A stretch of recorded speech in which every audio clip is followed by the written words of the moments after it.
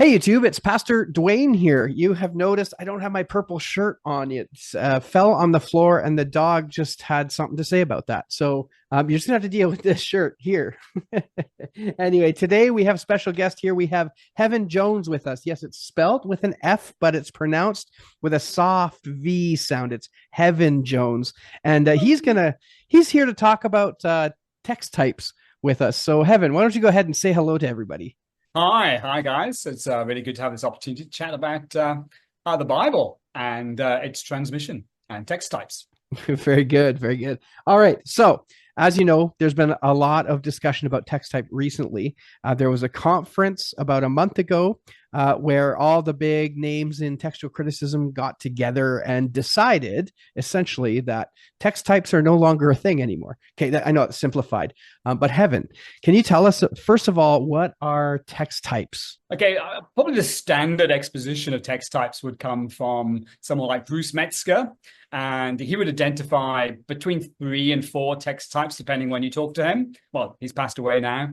But essentially, they're kind of the major groupings of manuscripts or the texts that are found in manuscripts. So scholars look at manuscripts, look at the text that's found in them, and over the centuries, and it does go back a few centuries, they've come to identify certain large groups. And so you have the Byzantine text type, you have the Alexandrian text type, you have the so-called Western text type, and then for a while, there was also something else called the Cesarean text type. Now, some of these have been given different names over the centuries, and there's been a little bit of variation as to what counts, what doesn't count, but they're basically the main groupings of the manuscripts, especially in the Gospels. So the 2,000 plus manuscripts that's there in the Gospels, they've kind of generally been categorized into these 3 or sometimes 4 major groupings with these names. Now it's interesting that you're calling them major groupings. Now, when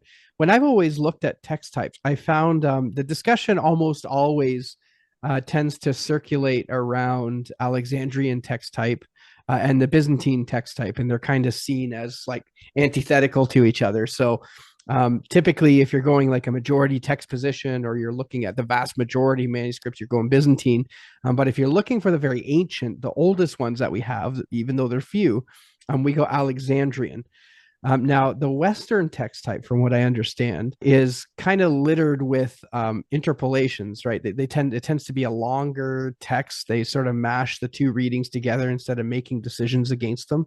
But then the Cesarean text type, I have so little information on those in my own mind. The only little bit I can think of is family 1 and family 13, which would be considered Cesarean. And is that it? Is there any other Cesarean witnesses? Oh, well, there are particular manuscripts that are kind of seen as being part of the family to some extent or other, including Codex Theta, Codex parts of Codex W, and so forth. So there are a number of other manuscripts, but the whole question of whether the Caesarean text type is really a thing at all is debated. But like you've just mentioned, there are different scales of groups to be had. You've got these big groups like Byzantine, Alexandrian, Western, maybe Caesarean, but also you've got families. You mentioned like the Caesarean has family 1 and family 13 were alleged to be at least part of it. And likewise, you have families within the Alexandrian stream, and you also have families within the Byzantine stream as well. So you've actually got not just large scale groupings, the 3 or 4 large scale groupings of all the manuscripts, you've also got various levels of smaller groupings as well. The thing with the Caesarean family is, or text type, we probably should call it text type, keep that terminology for now, is that it's kind of fallen by the wayside and kind of disappeared. Though 1 or 2 scholars are wondering whether maybe, possibly, it could make a comeback.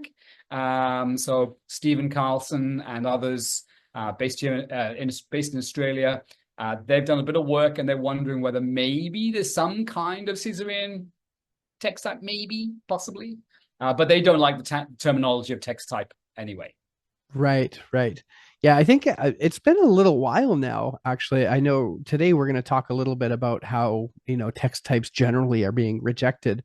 But the Caesarean text type, actually for some time now has already been considered kind of rejected in a sense, right? Like it's kind of had this checkered past. Well, Um, it got rejected in a really interesting way. It kind of yeah, got sold by Metzger. So if you have Metzger's textual commentary, which is probably one of the key ways many people in North America and maybe in UK and Australia, how they learned text criticism was from Metzger's textbook, the text of the New Testament, and Metzger's textual commentary. right. If you had the first edition of the textual commentary, which kind of dominated the scene in the 70s, 80s, maybe even in the early 90s, something Mhm. like that, it had the 4 text types in it. And then the next edition came along. I forget the date when the second edition came along, but he silently cancelled the Caesarean text type. It just Oh, disappeared. Textual that's funny. commentary Interesting. without even a footnote. It just sort of like Oh, disappeared wow. from the text. And there's a whole story behind that. But there were already doubts about the Caesarean text type even when he was writing his first edition. And by the time they got to the second edition, I thought they decided, well, this is no longer a text type. Right. Now, Um, if any of our if any of our viewers have done any reading, Westcott and Hort's introduction talks a little bit about the text types, and specifically, they have the Alexandrian text. I think they called that the neutral text.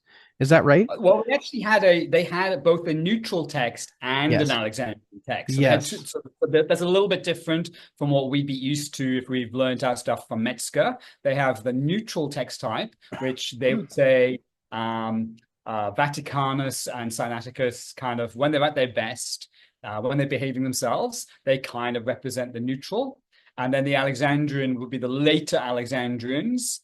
So it depends on which manuscript and which part of the manuscript. And then they'd also have the Syrian text. And the Syrian is what we would normally call these days the Byzantine text. And they Right. also, the Western, they'd use fairly much in the same sort of way as we use the term Western even into the present.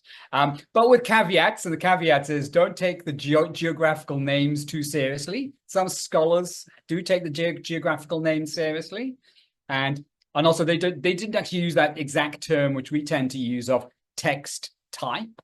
They come close to it, but the term text type is actually quite modern. It only really arose in the 1950s or 1960s with Ernest Colwell. But what they're talking about, these big groupings, yeah, they had those 4 big groupings. So they didn't have a Caesarean text in their time, and they distinguished between the neutral text, which is kind of an early Alexandrian text, and from a slightly later Alexandrian text. Right. Now, well, as we continue the discussion on text types, what was the purpose for their inception? Like, what utility does it have to break them up into these 4 group, or did it have to break it up into these Yeah. 4 groupings? So the story of who proposed these some sort of text types or whatever you want to call them is quite long and complicated. But normally it goes back to I think it's Johann Bengel. It's only Bengel. So he's a German pietist text critic from the early 18th century, so the 1720s, 1730s, something like that. And he just basically made an observation that a whole bunch of manuscripts seem to represent like kind of the majority. They tend to be more recent manuscripts from his point of view. And then there were a bunch of earlier manuscripts, and quite a few of them did seem to have some sort of association with Origin and with maybe Alexandria. And so he begins sort of having this sort of idea that there's some sort of family or tribe or nation, those are the terms he used, families, tribes, and nations, that maybe there was this kind of a grouping of manuscripts.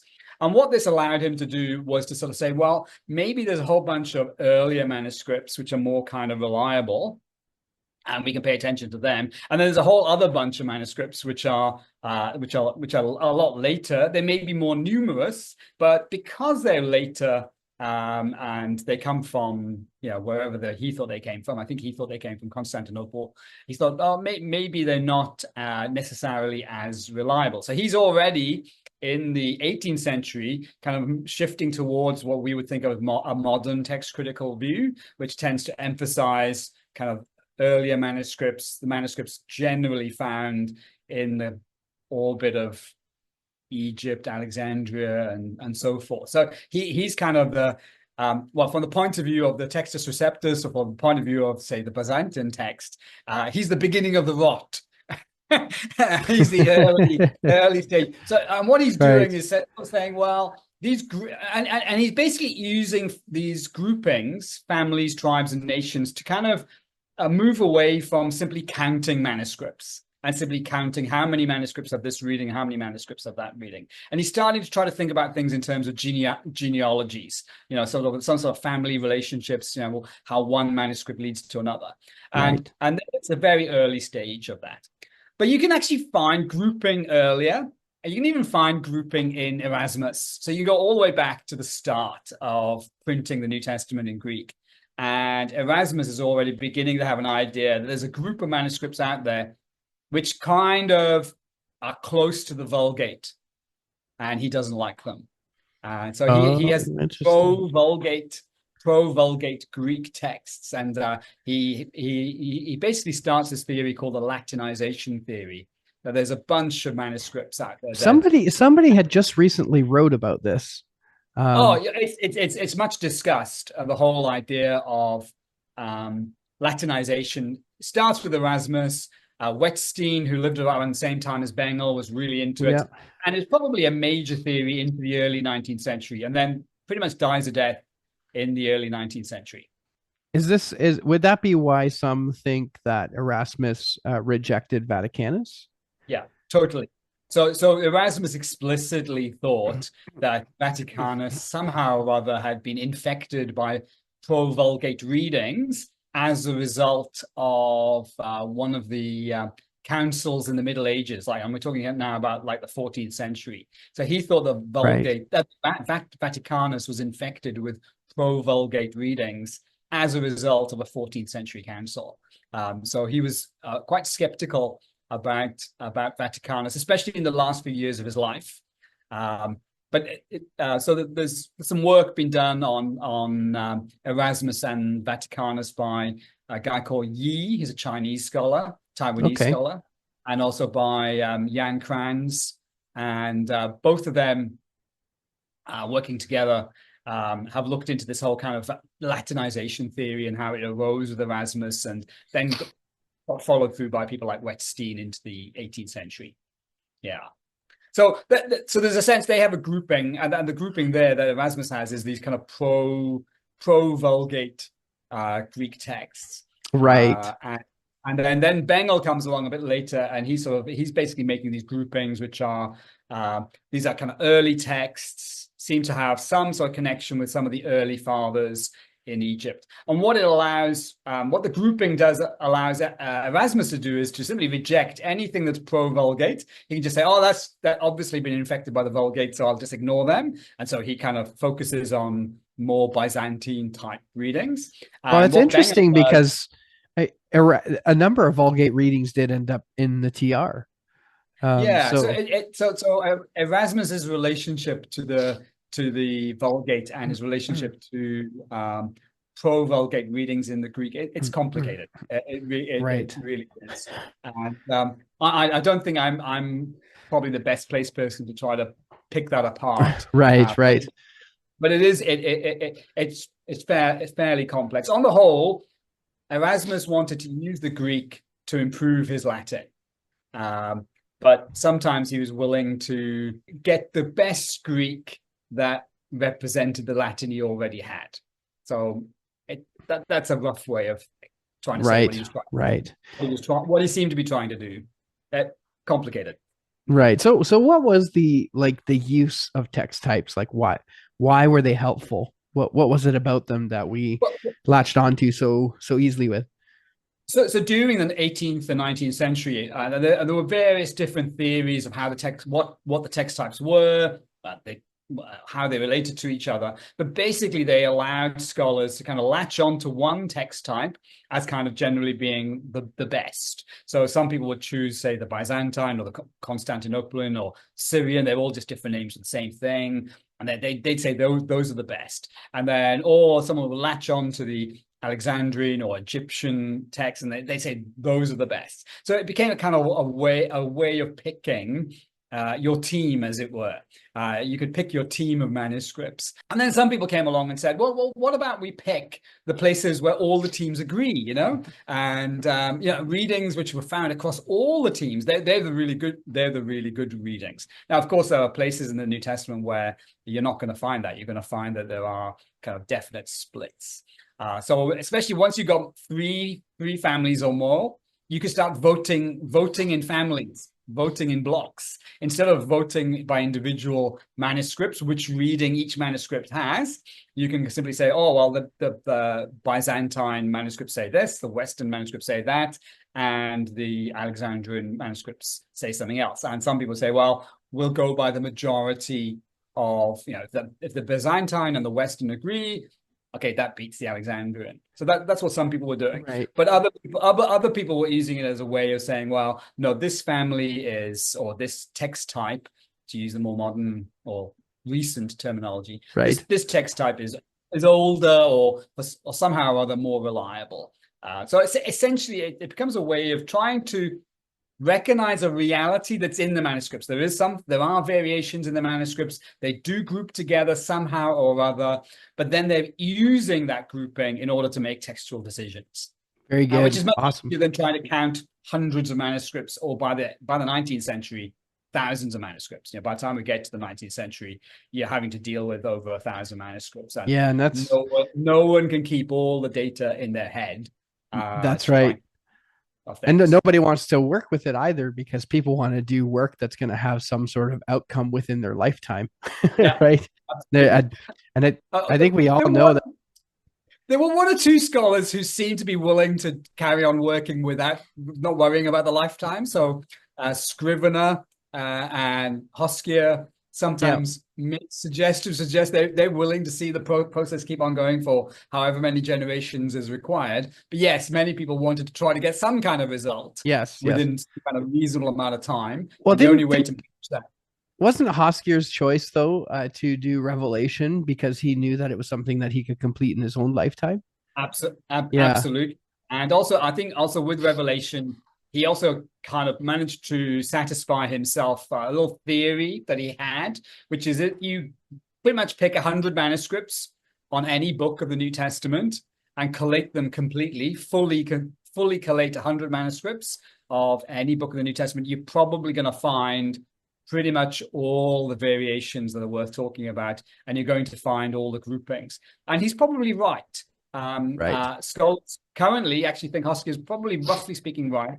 If you collate completely 100 manuscripts from each book of the New Testament, you're probably going to have a pretty accurate idea of the breadth of variation and maybe the groupings within those manuscripts.